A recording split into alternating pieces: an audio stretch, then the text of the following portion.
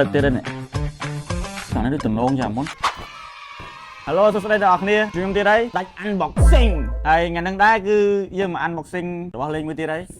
មកចិត្តទិញមកកុំចាំយូរមកមើលមួយខ្ញុំព្រោះនៅយើងអត់ដឹងតែបានពណ៌អីគេទេល្មមបានពណ៌សម្ដងហើយព្រោះទិញមកក៏រិនដឹមអូនៅក្នុងហ្នឹងគឺគេមានកាភ្លើងឲ្យយើងម្ដងអាហ្នឹងគូតកាភ្លើងហើយអានេះកណុងមួយទៀតគឺថ្មហើយចុងក្រោយគេគឺប្រដាប់ដាក់ទឹករបស់វាដូចជាអស់ហើយតោះយើងទៅរៀបចំបងយើងដាក់គូតកាភ្លើងវាមកមុនសិនទៅមកយើងដាក់កណុងរបស់វា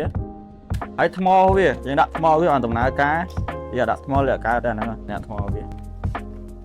ចុងក្រោយគេគឺយើងដាក់ប្រដាប់បាញ់ទឹករបស់វាយើងអាចមើលរូបរាងវាបានស្អាតខ្លាំងមែនទែនហើយទម្ងន់របស់វាគឺស្រាលខ្លាំងស្រួលកាន់លេងតែម្ដងសម្រាប់ក្មេងៗសម្រាប់ស្រីៗអីគឺស្រួល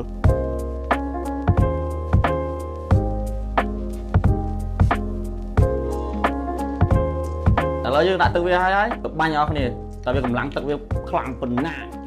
អូសំខ្លាំងណាស់ហ៎ខ្លាំងហ៎អូមកភ្លើងវាឥ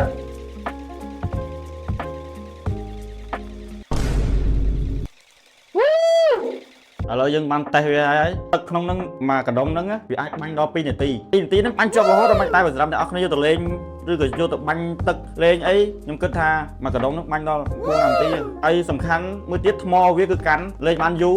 ខ្ញុំគិតថាអាចលេងដល់កន្លះម៉ោងព្រោះខ្ញុំបានតេស្តវាហើយខ្ញុំបាញ់ជាប់រហូតពីកណ្ដុំហ្នឹងគឺកម្លាំងគឺខ្លាំងតដែរហើយសារៈកំភ្លើងហ្នឹងដែរគឺខ្ញុំរ៉េតឲ្យ9លើ10ព្រោះអីវាអត់ធ្វើខ្ញុំខកម្ដងទៀតទេហើយអ្នកនរគ្នារ៉េតឲ្យប៉ុន្មានកុំភ្លេចខមមិននៅខាងក្រោម